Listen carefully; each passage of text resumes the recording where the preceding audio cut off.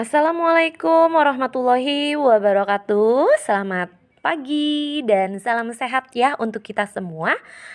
Oke, pada hari ini kita ketemu lagi ya nak ya di pembelajaran rutin kita, yaitu pembelajaran daring bahasa Indonesia. Nah, minggu lalu masih ingat ya, kita sudah mempelajari tentang apa sih teks eksposisi itu, dan di dalam teks eksposisi itu terdapat struktur apa saja. Ibu juga sudah memberikan tugas untuk menganalisis struktur di dalam teks eksposisi. Nah, bagi siswa yang belum mengumpulkan tugasnya, masih ibu tunggu ya nak ya. Jadi segera diselesaikan dan segera dikumpulkan.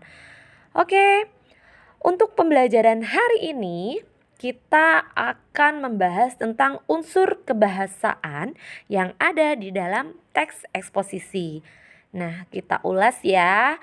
Kita pelajari secara rinci ada unsur kebahasaan apa saja sih di dalam teks eksposisi. Oke, di dalam teks eksposisi, unsur kebahasaan yang pertama yaitu ada kata teknis. Jadi, kata teknis itu merupakan kata yang digunakan dalam bidang ilmu tertentu. Contohnya ya, ada kata teknis vaksinasi, klaster, penyintas, dan lain-lain di dalam masalah COVID-19 ya. Nah, kata teknis ini memiliki makna leksikal, yaitu makna yang sesuai dengan kamus. Misal nih ya, kata vaksinasi. Jadi kata vaksinasi itu bermakna memasukkan bibit penyakit yang sudah dilemahkan ke dalam tubuh manusia. Sedangkan klaster itu memiliki makna yaitu kelompok baru atau orang baru yang terjangkit sebuah penyakit, khususnya untuk COVID-19 ya nak ya. Nah, untuk unsur kebahasaan yang kedua yaitu menggunakan kata adjektiva atau kata sifat. Jadi, kata ini adalah kata yang menunjukkan sifat suatu benda. Kata ini bersifat subjektif, jadi bergantung penilaian individu. Individu A dan individu B itu bisa saja memiliki makna yang berbeda ya.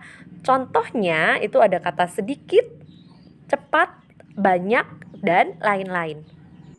Oke, untuk unsur kebahasaan yang kedua yaitu ada afiksasi atau bisa disebut kata turunan. Jadi afiksasi adalah kata yang terbentuk dari jenis kata lain. Jadi bisa melalui pemberian imbuhan. Contohnya ada kata indah di mana dia berjenis kata yaitu kata sifat, diberi imbuhan ke-an jadi keindahan, dia berubah menjadi jenis kata benda. Nah, dalam proses ini kata indah yang tadinya kata sifat mendapat imbuhan ke-an jadi kata keindahan dan berubah menjadi jenis kata benda. Oke, selanjutnya kaidah kebahasaan yang ketiga yaitu di dalam teks eksposisi itu menggunakan kalimat verba. Nah, kalimat verba adalah kalimat yang predikatnya itu melakukan suatu aktivitas. Predikat dalam kalimat ini itu diisi oleh jenis kata kerja. Contohnya ya, ayah membelikan sepatu baru untuk adik, di mana ayah kedudukannya sebagai subjek, membelikan predikat sepatu baru objek untuk adik keterangan, dan untuk predikatnya itu diisi dengan kata membelikan, di mana kata membelikan itu merupakan jenis kata kerja. Oke, kita lanjut lagi untuk unsur kebahasaan yang berikutnya yaitu kalimat nomina. Nah, kalimat nomina adalah kalimat yang predikatnya itu berisi selain kata kerja ya. Jadi bisa berisi kata benda, kata sifat, dan kata numeralia. Di sini Ibu beri contoh. Jadi contoh pertama, Dian sangat cantik hari ini. Dian sebagai subjek, sangat cantik sebagai predikat, hari ini keterangan. Dan predikatnya diisi dengan kata sangat cantik, di mana kata sangat cantik itu merupakan jenis kata sifat. Nah, untuk kalimat yang kedua, ayahku seorang dokter di rumah sakit ini. Ayahku sebagai subjek, seorang dokter sebagai predikat, di rumah sakit ini sebagai keterangan, di mana predikatnya diisi dengan kata seorang dokter yang kata tersebut itu berjenis kata benda. Dan untuk kalimat yang terakhir itu berbunyi kambingnya sebanyak 50 ekor. Nah, pada kalimat itu predikatnya itu diisi dengan kata sebanyak 50 ekor, di mana kata tersebut merupakan kata dengan jenis numeralia. Nah, itu tadi untuk pembahasan kalimat nominal. Oke, kita lanjut. Untuk yang berikutnya, di dalam teks eksposisi itu menggunakan kalimat aktif transitif. Jadi, kalimat ini itu predikatnya diisi oleh kata kerja transitif. Ya, ciri-ciri kata kerja transitif itu berimbuhan meng. Dan ketika dia di dalam kalimat, kalimatnya dapat diubah menjadi kalimat pasif. Di sini Ibu contohkan ada kalimat Raisa membeli baju baru untuk ibu. Predikatnya itu membeli, di mana membeli itu bisa kita pasifkan jadi kata dibeli.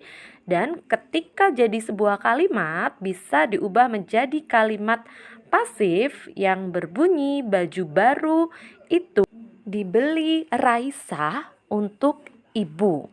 Nah, itu tadi untuk kalimat aktif transitif.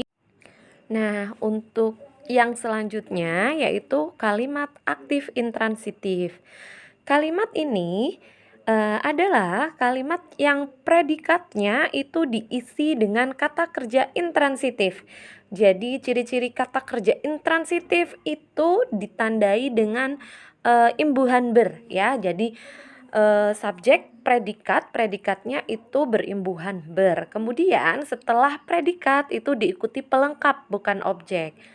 Nah, untuk ciri yang kedua itu kalimatnya tidak dapat dipasifkan. Jadi, untuk contoh kalimatnya di sini Ibu contohkan Tony bermain bola di lapangan.